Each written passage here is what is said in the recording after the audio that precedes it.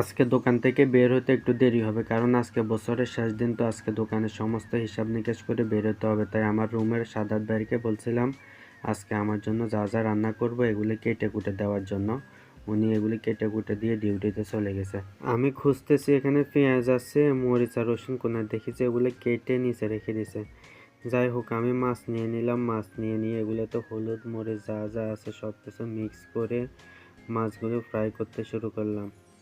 মাছগুলি ফ্রাই করা শেষ হয়ে গেল, তারপরে পাতিলের মধ্যে পেঁয়াজ রসুন যা যা আছে সব কিছু দিয়ে দিলাম। একটু তাড়াতাড়ি করতেছি, কারণ রাত অনেক হয়ে গেছে। আজকে দোকানে হিসাব নিকাশ সব গোছাইতে গোছাইতে সময়টা অনেক বেশি হয়ে গেছে। যাই হোক, তারপরে ওনার কাটা সবজি সব কিছু, এখানে কিছু দুন্দুল ছিল, কয়েকটা সিম ছিল, একটা দুইটা মূলা ছিল।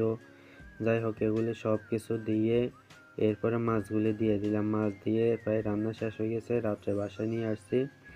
বাসায় নিয়ে এসে এখন একটু টাইট লাগতেছে। এখন আর আজকে আর খাবো না, এখন ঘুমাবো। সকালবেলা ডিউটি আছে। আল্লাহ হাফেজ।